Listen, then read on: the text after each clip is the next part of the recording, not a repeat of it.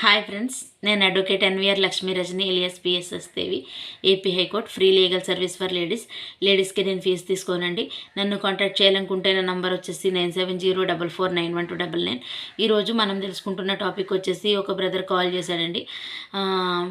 Madam, మా మా భార్యకి పిల్లలు పుట్టరని, మా మ్యారేజ్ అయ్యి 5 years అవుతుంది, పిల్లలు పుట్టట్లేదని హాస్పిటల్కి వెళ్తే ఈమెకు పిల్లలు పుట్టరని చెప్పారు.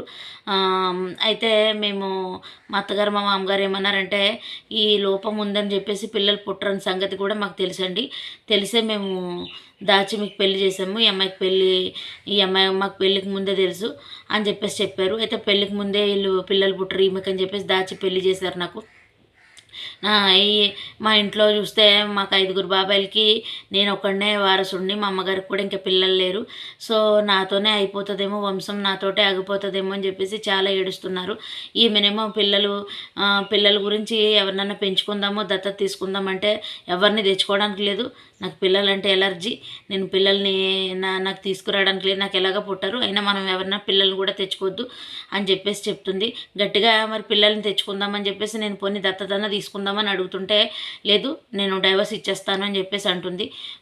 సో ఏం చేద్దాం మేడం అని చెప్పేసి అడిగారు. సో డైవర్స్ ఇస్తానంటుంది కాబట్టి మ్యూచువల్ డైవర్స్కి అప్లై చేసుకోండి నాన్న. సో నువ్వు ఒకడివే వారసుడు అంటున్నావు, ఇస్తానని ఆమె అంటున్నావు కాబట్టి మ్యూచువల్ డైవర్స్కి వస్తాయని అడుగుతున్నావు. మ్యూచువల్ డైవర్స్ వేసుకోండి, 99% డైవర్స్ వచ్చే అవకాశం అయితే ఉంది. ఓకేనా నాన్న?